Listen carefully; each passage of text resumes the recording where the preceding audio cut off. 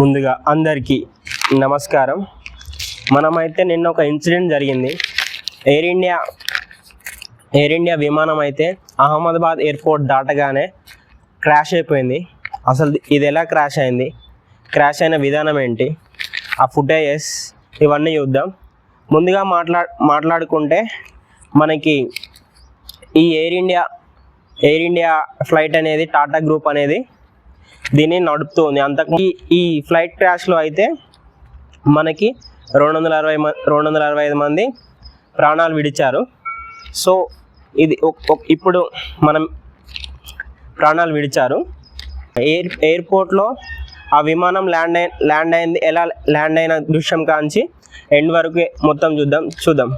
Land అయిన దృశ్యం చూద్దాం. ఇప్పుడు ఇదే డ్రీమ్ లైనర్ 787 క్రాష్కి గురైన విమానం ఎయిర్పోర్ట్లో ఉన్నప్పుడు దృశ్యం ఇది విమానం ఎయిర్పోర్ట్లో ల్యాండింగ్లో ఉన్న దృశ్యం ఇది. దాని తర్వాత ఒక ప్రయాణికుడు అందులో వసతులు ఏమి సరిగ్గా లేవు, వాళ్ళకి ఎంటర్టైన్మెంట్ ఏసీ సరిగ్గా పనిచేయడం లేదు అంటున్నాం. ఎయిర్ హోస్ట్తో కాంటాక్ట్ అవ్వడానికి మొబైల్ ఫోన్ సరిగ్గా లేదు అనే ఒక ప్రయాణికుడు అందులో వీడియో తీశాడు. ఇది దానికి సంబంధించిన వీడియో చూడండి. We are almost about to taxi, but this AC is not working. Look at everyone, and it's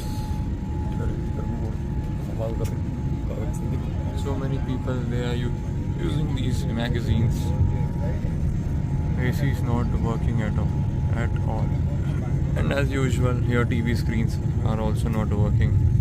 Neither this button for calling the cabin crew. Nothing is working. Nothing. Not even the light is working. See, is this what you are providing? And as usual, that is why Air India is considered as one of the worst airlines in the world. AC is still not working, and today it is very, very, very hot in Delhi.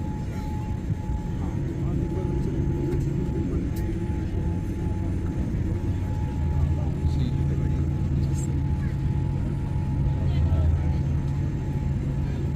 and it's a Dreamliner 787.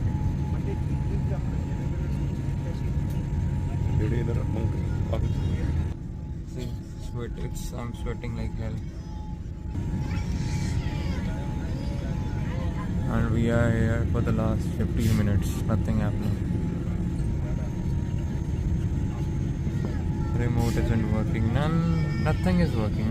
I don't know why and అలాగే ఇంకో అతను కూడా same వసతులు ఏం బాగాలేవు అని ఒక video విడుదల చేశాడు.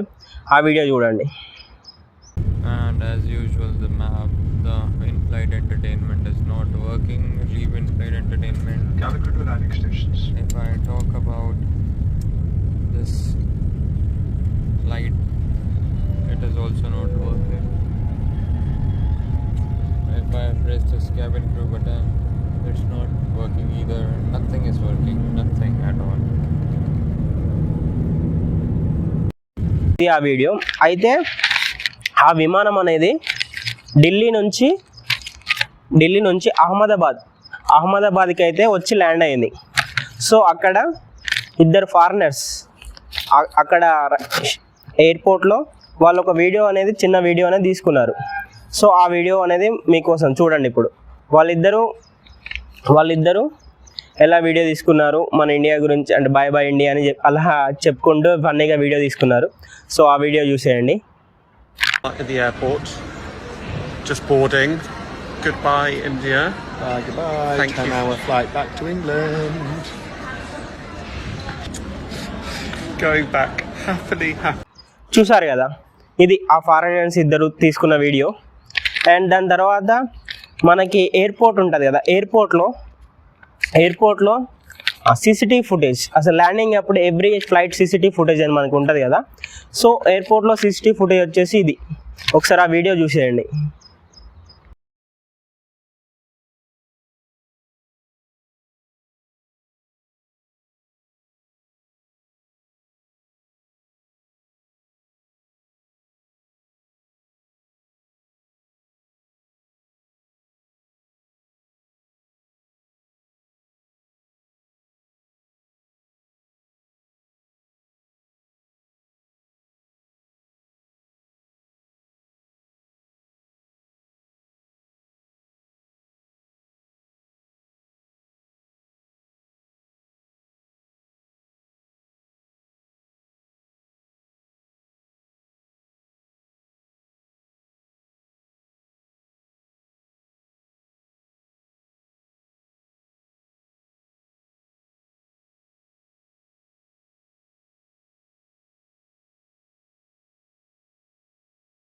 ఇది ఎయిర్పోర్ట్లో సీసీటీవీ ఫుటేజ్.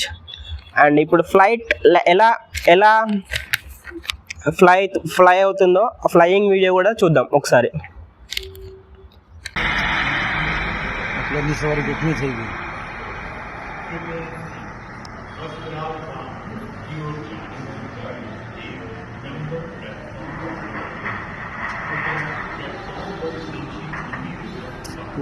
ఎయిర్పోర్ట్ నుంచి వెళ్ళి అన్ని సంఘటనల తర్వాత ఎయిర్ అనేది ఫ్లై అయిపోయిన తర్వాత ఒక 30 సెకండ్స్లోనే బ్లాస్ట్ అయిపోయింది.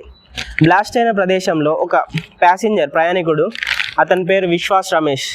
అతను అనేది ఈ ఫ్లైట్ అనేది క్రాష్ ఎంజే కాలేజ్ అనే కాలేజ్ పైన ఈ ఫ్లైట్ అనేది క్రాష్ అయిపోయింది.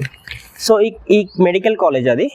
సో క్రాష్ అయినప్పుడు అతను వెంటనే క్రాష్ అవ్వగానే అతడు ఏదో ప్రమాదం జరుగుతుందని ముందే గ్రహించి ఆ విమానం నుంచి అయితే దూకేసి అతనైతే ప్రాణాలతో బయటపడ్డాడు. అయితే ఈ ఎంజే కాలేజ్ మీద పడడం వల్ల సో అందులో ఉన్న విద్యార్థులు అండ్ సిబ్బంది కూడా చనిపోయారు. సో ముందైతే ఒక విశ్వాస్ అనే అతను బయటపడ్డాడు కదా. సో అతను బయటపడ్డాక మనకు ఒక విజువల్స్ ఉన్నాయి, ఆ విజువల్స్ ఒకసారి చూసేయండి.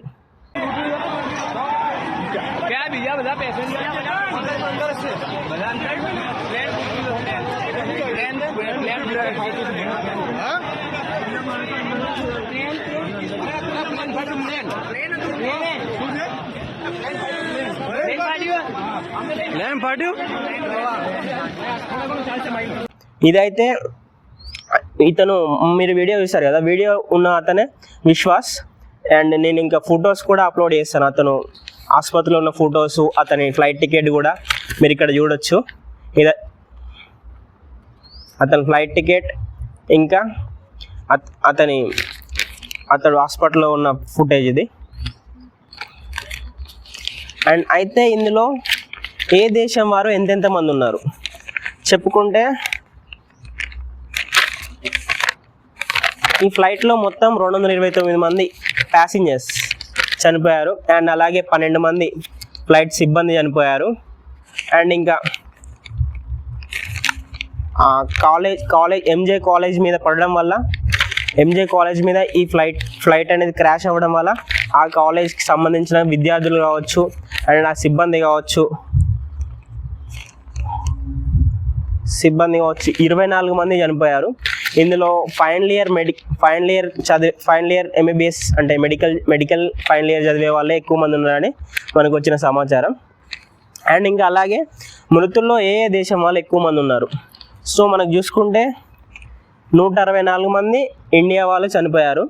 అండ్ బ్రిటన్కి సంబంధించిన 53 మంది చనిపోయారు. అండ్ 7 పోర్చుగీస్ దేశానికి చెందిన వారు చనిపోయారు. అండ్ ఒకరు కెనడా దేశంకి చెందిన వారు చనిపోయారు.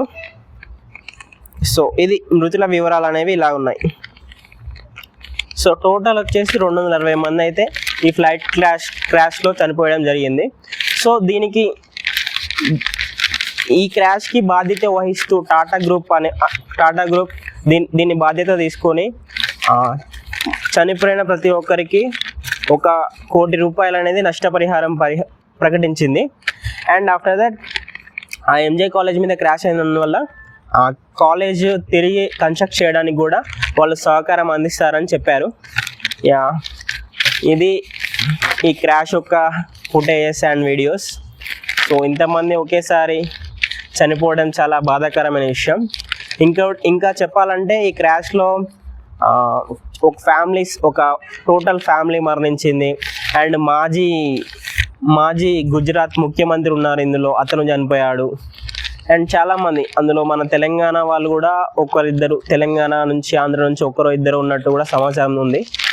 సో ఏదైనా ఇది ఇండియాలో మరొక బ్లాక్ డేగా చెప్పుకోవచ్చు. ఎందుకంటే ఫ్లైట్ క్రాష్ వల్ల మన దేశం 265 మందిని ఒకేసారి కోల్పోవడం జరిగింది. అండ్ అలాగే ఫారినర్స్ కూడా కోల్పోవడం జరిగింది. సో ఇది మన దేశంలో మరొక బ్లాక్ డేగా చెప్పుకోవచ్చు. ఇది వీడియో సమాచారం. ఎనీవే చనిపోయిన వారందరికీ నా నా ప్రగాఢ సానుభూతి తెలుపుతున్నాను.